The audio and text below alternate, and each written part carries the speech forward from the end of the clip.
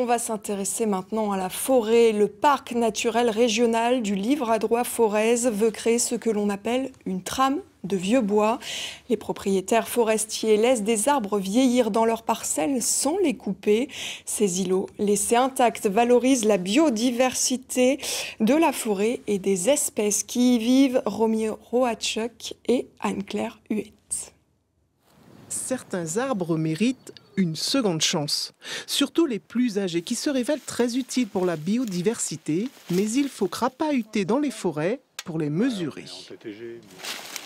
Donc là on a un très gros bois de sapin.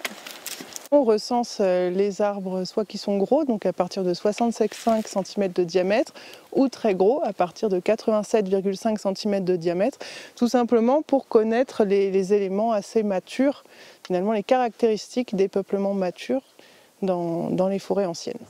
La présence de cette chouette ou de ce chat forestier sont aussi de bons indices pour trouver les forêts anciennes, car ils trouvent gîtes et couverts dans cet espace forestier.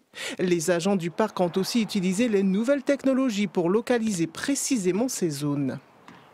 On va utiliser les cartes d'usage des sols actuelles et celles de 1844, on va les croiser, on va obtenir les forêts présumées anciennes et à partir de là on va utiliser les photos aériennes pour chercher les éléments de maturité. Parce que la forêt ancienne va être une forêt qui est boisée depuis au moins 200 ans et les éléments de maturité ça va être les gros bois, les bois morts. Car tout est bon dans cet écosystème. Ces troncs morts et ces branches qui s'entassent sur le sol sont des refuges pour les insectes ou les champignons. Le sol est fertilisé et permet une régénération régulière et de bonne qualité pour le peuplement, sans oublier la présence de certains prédateurs indispensables en cette période de réchauffement climatique. Si on a un déséquilibre à un moment dans la forêt, et notamment lié à un petit réchauffement climatique comme on en parle beaucoup en ce moment, on peut avoir des scolytes qui sont présents et si on n'a pas certains compartiments liés aux bois morts qui sont présents, eh ben les prédateurs des scolytes ne vont pas être présents parce que leur compartiment écologique est manquant.